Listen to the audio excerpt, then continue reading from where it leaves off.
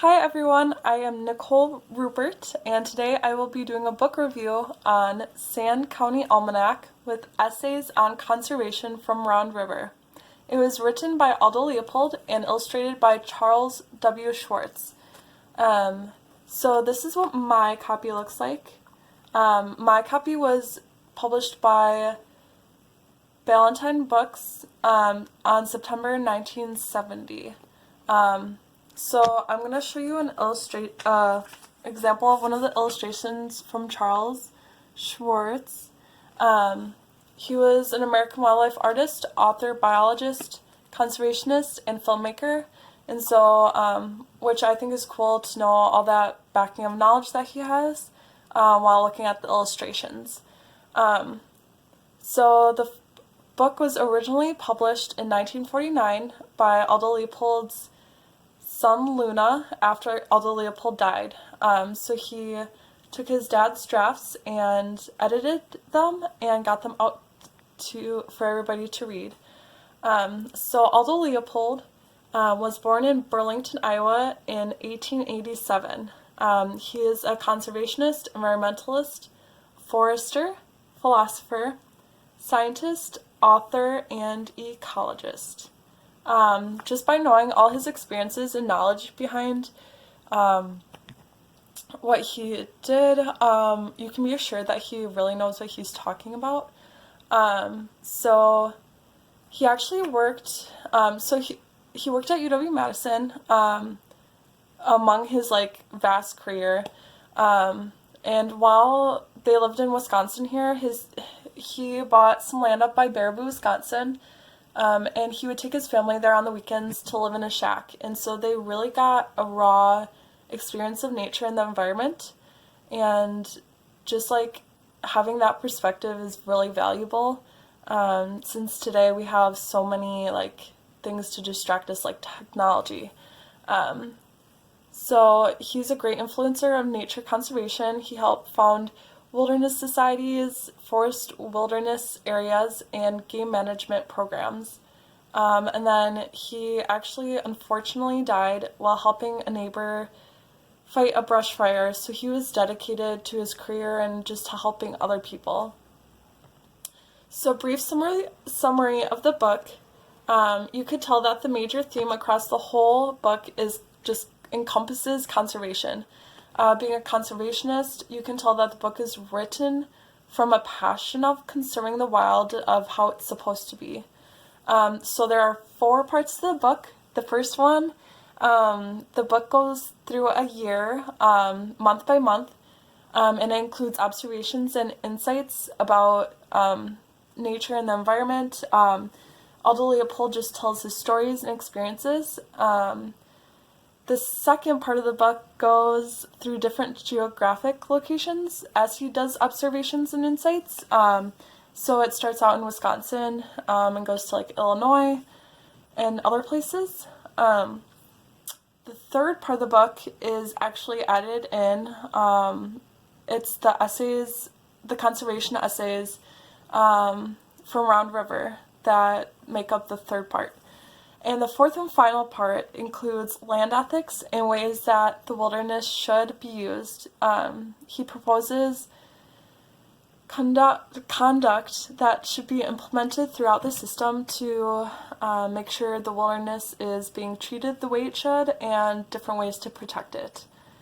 So a brief analysis. I believe the main objective of the work was to share his passion of nature through just sharing in detail what nature is and encompasses, and then also to spread the imminent importance of conservation. It's more than a passion for nature, it's a plea for help to protect what coexists along with us, and then also to help stop the destruction that humans have conceived into existence, through climate change, and the human activities. So I think Aldo Leopold was a great author, and he's detailed and poetic in his writing. It helps create a visual image in your mind as he's telling the story to help relate to it. And I think this, in conjunction with the illustrations, really helps convey the messages. I'm a visual learner myself, so it was helpful to have both the detailed writing and the illustrations. So the fact that the book was written in the 1940s, there are few parts that seem culturally different than nowadays. And then also there are some parts of the book where, like, there was one part about fishing, and, like, I haven't really been fishing before. So there are parts that it's hard to comprehend terms sometimes. So I'd recommend, like, looking up some terms so you can get the whole book experience. But it's definitely really worth the read. So the major themes that I picked out were conservation, nature writing, and environmental ethics. So again, it encompasses the conservation by just breaking down and help you digest the different components that make up conservation. And then also just his example of just being out in nature and writing down his observations is a great example to follow lead in for nature writing. And then he helps at the end establish ethics that should be aligned to help us preserve nature better. So I believe the intended audience, it actually is everyone. So obviously there is a certain reading level that it's written at, but being a book about conservation, I think it would benefit everyone to hear it or to read it to help change or strengthen their perspective on conservation. So Aldo Leopold reinforced my ideas on the subject of conservation biology. So I'm actually an eco-psychology major, and there are many examples that help enforce my viewpoints and passions on the subject. So it really helped, and I really enjoyed the read. I would definitely recommend the book to others because just like although it was written in the 1940s, it's a book that can apply across the span of time. And some brief highlights of what I learned. So the first one that came up was that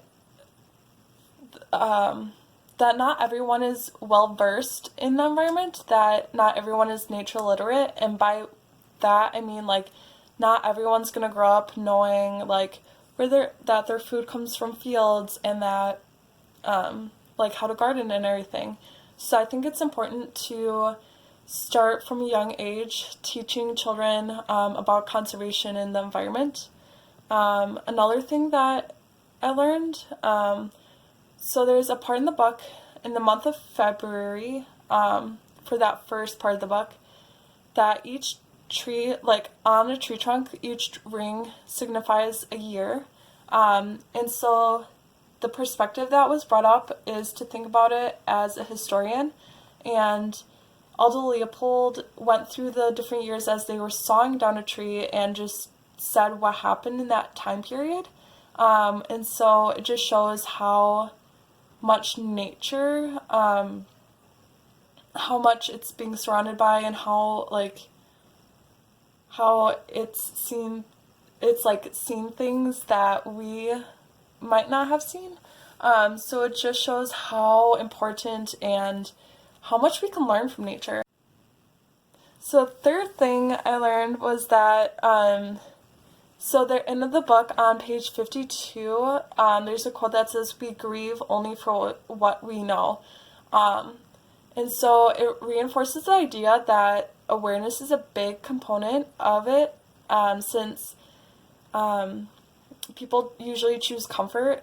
They don't necessarily know their consequences, and so it's really important to get the word out there of things that they can do and, like, make it meaningful to them so that conservation can persevere. And then also I feel like that ties into just finding joy in the littlest of things. Again, my current path is towards eco-psychology, so I want to help people heal through nature. and being out in the environment. And so I feel like it can just change your mindset of just being out there, having a clear mind, being in solitude. And then the last thing I've learned, that not everyone holds the same importance as other people do about nature, since not everyone grew up with the same experiences. So it does show that conservation is definitely needed in the aspect of education. And that is all I have for you today. I hope it sparked an interest in you to learn more on the topic of conservation. Hopefully you have a great day. Bye.